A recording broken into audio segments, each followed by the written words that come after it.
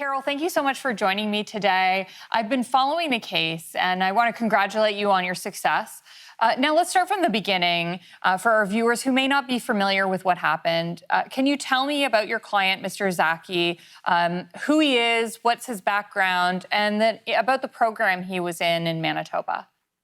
Certainly. Nice to be with you today, Christine. Raphael Zaki was in his first year of studies at the Max Rader College of Medicine at the University of Manitoba when he posted on the right to bear arms some links to videos in the States on the right to bear arms. And he also published a pro-life post on his social media. Raphael is a Coptic Christian. His parents immigrated from Egypt to with the purpose of finding freedom in Canada. They had some concerns about freedom of religion, where they came from. And during that first year, there were some complaints that were made about Raphael's social media posts. And they were made by 18 complainants, anonymous complainants, through a process which allows that at the university. So let's talk about those posts. What can you tell me about the posts that triggered these complaints and the disciplinary proceeding? Well, the posts were two of them, as I say, to pro-arms videos. And then the third was a pro-life paper, a very lengthy pro-life paper that Raphael had written for his Sunday school. He hadn't really intended it to be anything other than that he has shared. And I think it was that post that also really offended some of the students, if you want to say that.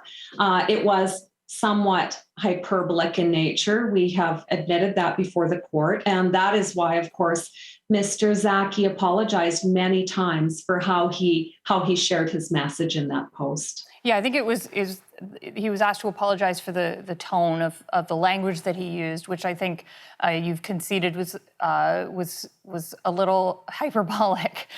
Now, let's talk about the complaints. These complaints were made through a system that the school had created under the Prevention of Learner Mistreatment policy. What can you tell me about the nature of the complaints? What specific rules had he violated or alleged to have violated?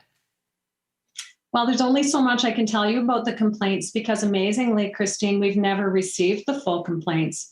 Mr. Zaki never did. We went through how many hearings and we've never seen the full complaints. It was really only after he was expelled that he saw partial comments from the complaints. And so those partial comments reflected that he was accused of being, for example, transphobic, racist, and homophobic, which he categorically denied. But it's pretty difficult to deal with complaints that you have not seen the full complaints. Oh, I can imagine. How do you apologize when you don't know what's been done, what you've done wrong to upset these people? But I think the nature of the complaints was that he had violated a professionalism requirement. That was what the school was saying. Is that correct? Eventually, that is what the school said. Initially, he was asked to attend, I think there were 7 in nature, meetings with the assistant dean, primarily Dr. Ripstein. Some of the meetings had other participants, but it was primarily Dr. Ripstein he met with. And that was part of the investigation, and Dr. Ripstein headed that investigation.